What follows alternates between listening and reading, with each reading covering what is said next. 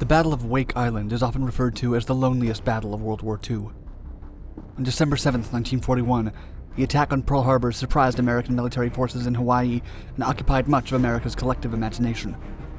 However, the attack on Pearl Harbor was only one of a collection of offensives the Japanese conducted on that day. Stranded nearly 2,500 miles away from Hawaii, halfway to Japan, a small assembly of Marines held back a fierce amphibious assault of Japanese forces as they awaited reinforcements. The frustrated Japanese Navy would have to call in a second invasion force, while the U.S.'s Naval Task Force 14 raced to relieve the island. War comes to the Pacific. Hours after the first bombs fell, the Japanese hit 29 targets along a 3,000-mile stretch from Hawaii to the South China Sea. Destroyers attacked Midway Island as aerial bombers dropped payloads on American air bases in the Philippines. In just one raid, half of the American planes in the area were obliterated. The Imperial Japanese Army took control of Shanghai, entered Thailand, and invaded Malaya, an advantageous position to conquer Singapore. The swift military action forced Thailand to partner with Japan the very next day. Japan sought a quick takeover of the Philippines, Guam, Malaya, Burma, Hong Kong, Sumatra, Java, Celebes, Borneo, Timor, and the Bismarck Archipelago. These were the first big step of war in the Pacific. The Japanese High Command also saw secondary, smaller opportunities to gain territory. Among these targets, Wake Island was a coral atoll in the Pacific. It was also American property with a holdout of Marines.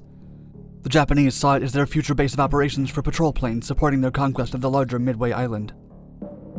Claimed by the U.S. since 1899, the island served as a naval and air base since the 1930s. It provided direct access to Japanese territories, which became increasingly important as the prospect of war became inevitable. For its attack on the island, the Japanese sent 450 assault and garrison soldiers commanded by Rear Admiral Sadamichi Ajioka. The Japanese expected little resistance. Prior intel informed the Japanese that the island was guarded by inexperienced Marines. Therefore, the Japanese expected a swift surrender, as in Guam, Luzon, and the Philippines. Besides, the Imperial Japanese Navy hadn't lost one ship thus far. Wake Island. Wake Island was a desolate and relatively unavailing military position in the Central Pacific. It sat at the rim of a submerged volcano, counting only 3 tiny atolls to its name. From satellite imagery, Wake Island seemed like nothing more than a broken wishbone. But the island only seemed irrelevant until the development of long-range bombers. When the area was discovered in 1586, the Spanish explorer didn't even bother naming it. The Wake Island name comes from a British sea captain who rediscovered it in 1796. Its smaller atolls, Wilkes and Peel, are named after the leaders of an American geological survey conducted in 1841. In 1899, the U.S. officially staked their claim to the island, putting on a ceremonial landing show which raised the American flag and fired cannons. After the festivities, however, the island was all but neglected for 3.5 centuries. Suddenly, the area became important as part of the American air route across the Pacific, for its 1,025 miles from Midway Island and 1,300 miles away from Guam. Pan American Airways was granted a permit to build and operate a seaplane refueling station there. The airline also made storage catchments for rainwater, a 24-room hotel, and a vegetable garden by 1936. Still, the island had little to offer. The accommodations were less than desirable, but Pan American offered overnight travelers rifles. They were granted permission to target practice on rats that infested the island.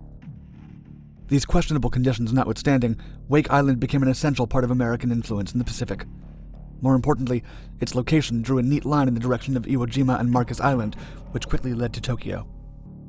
For this reason, Wake Island increasingly showed up in both Japanese and American war plans. By 1941, Congress, on the U.S. Navy's advice, provided the necessary funds for a permanent airfield.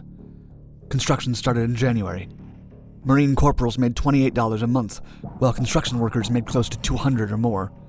This provided the necessary motivation for construction workers to take the job overseas.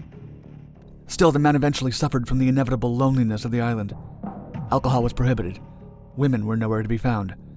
Each time a supply ship arrived in the atoll, more and more construction workers boarded, giving up on the $200 a month for a cold glass of beer.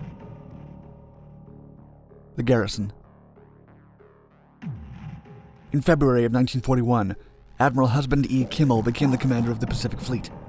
He called for rigorous sailing formations and precise drills. He wasn't a particularly inventive man, but he made up for that lack with tactical wit. He calculated that if an invading army was kept in the waters for long enough, a counterstrike would make defending the atolls easy. Therefore, he ordered a Marine Defense Battalion to take position at Wake Island. Led by Major James P.S. Devereaux, the Marines arrived at Wake Island. Devereaux was detail-oriented and hard-nosed. He suffered little patience for nonsense from his men and kept a sharp eye out for tomfoolery. A fellow officer stated, quote, "He's the kind of guy who would put all the mechanized aircraft detectors into operation and then station a man with a spyglass in a tall tree." He put the Marines to work for 12 hours each day, 7 days a week. By December 1941, the garrison boasted a detachment of 422 Marines and 27 officers from the 1st Defense Battalion, 10 naval officers, and 58 enlisted men. It also included Marine aviators from the Marine Fighting Squadron VMF-211. They received a small Army communications unit comprising a single officer and his 4 men. Finally, there were 70 Pan American Airways civilians present and 1,146 contractors. The majority of the Marines on Wake Island were artillerymen. Tough as they were, the men were overworked and the detachment understaffed.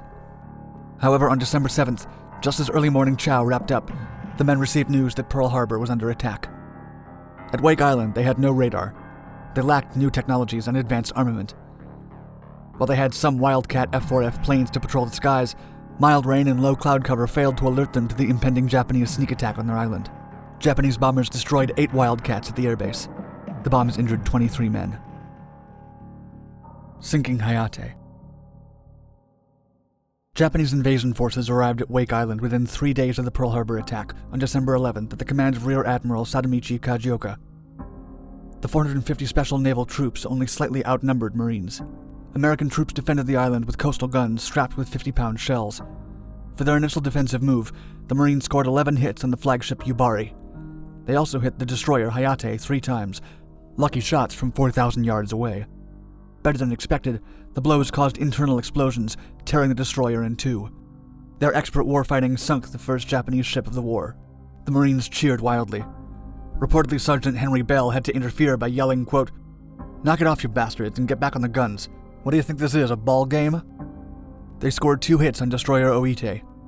They fired on the leading secondary transport, which withdrew back to the water, leaving the survivors of Hayate to fend for themselves. On Peel Island, the Marines hit the leading ship, Yahoi. The Japanese fired back, severing the fire control communications. However, little else was damaged. Captain Elrod. The 4 Grumman Wildcat fighters on the island took off as the Japanese continued their assault. Captain Henry Elrod shot down 2 Japanese planes a few days before, making him the first Marine to get an air-to-air victory. He bombed several Japanese ships by the Battle of Wake Island. He sank the destroyer Kisaragi on December 11th, just as more landing attempts occurred. He became the first pilot to destroy a warship from a fighter jet using small-caliber bombs. His aircraft was damaged in the fight, forcing him to land. Afterward, he took up a rifle and performed land defense. For his leadership in action, fellow Marines gave him the nickname Hammer and Hank. Hammer and Hank and company took out 200 Japanese troops and 2 destroyers that day. Furthermore, they pushed back invading ships and prevented even a single soldier from landing on Wake Island. Through their brave defense of Wake Island, Japanese ships withdrew from the assault. It was the first and only time in World War II that coastal defenses successfully defeated an amphibious assault. Only 1 American soldier was reported missing after the first clash. Yet the Marines still lacked air cover, and only 2 of the Wildcats were serviceable by the end of the battle. The Marines saw their victory as it was, temporary. To succeed in fending off the enemy again, they required supplies and reinforcements. 2 task forces, 11 and 14, prepared to depart Wake Island. Task Force 14 was ready to go to the Marshall Islands, so the Japanese would divert their attention. Task Force 11 would then land at Wake Island with the supply carrier Saratoga. The Loneliest Battle. Task Force 11 didn't take off from Pearl Harbor until December 16th. They stopped to refuel on the 22nd, which lengthened their voyage further. In retrospect, they sealed the fate of Wake Island. At around that time, Vice Admiral William Pye, the temporary commander of the Pacific Fleet, was informed of 2 Japanese carriers lurking near Wake Island. They didn't heed the warning. On December 21st, the Japanese launched a vicious airstrike as the commander of VMF-211, Major Paul Putnam, boarded an unescorted flight to find the aircraft carriers which housed the bombers. Pearl Harbor attackers Hiryu and Soryu were now part of the invading force of Wake Island. Putnam earned a Navy Cross for his discovery and role in defending the entirety of the atoll. Commander Cunningham was authorized to evacuate the island. However, this was impossible since the Japanese flanked them from all sides. Although he sent Vice Admiral Pai a message explaining the urgency of the situation, Wake Island was already considered collateral damage. Task Force 11 was ordered back to Pearl Harbor. Reportedly, the crew and leadership expressed their disgust with the decision. Some considered defying orders, but thought better of it and obliged, albeit devastated. For the Marines and civilians still on Wake Island, their country left them stranded. Early on December 23rd, a Japanese amphibious landing unleashed 1,500 soldiers on the island. Marines defended their position ferociously over a day and a half. Their efforts, nevertheless, were hopeless. Captain Elrod was lost that day after holding down fire while his men restocked a gun turret. Posthumously, Elrod was awarded the Medal of Honor, the first Marine to receive the award during World War II. Realizing they'd be neither evacuated nor rescued, Commander Cunningham ordered his Marines to surrender. Several required convincing by Major Devereaux before giving up the fight. For his role in preventing further Marine deaths, Devereaux would earn the Navy Cross as well. Dishonored, the Americans surrendered. If only their country provided supplies and more men, the Japanese wouldn't have gained Wake Island. Japanese control. 49 Marines from the 1st Defense Battalion and VMF 211 were lost during the battle. An additional 32 were wounded. The Japanese interred the remaining Marines as POWs. Of the Pan American Airways employees, 70 were lost, while still 20 more were wounded. Of the remaining civilian contractors, 98 died at the command of Rear Admiral Shigematsu Sakebara in October 1943. Ironically, the Rear Admiral received the same fate from Allied victors after the war. The prisoners of war were sent to Chinese territory or became wartime slaves in Japan. They suffered mistreatment and challenging conditions until Allied forces liberated them. Until September 4th, 1945, the Japanese controlled Wake Island until the Empire of Japan surrendered to the Allies.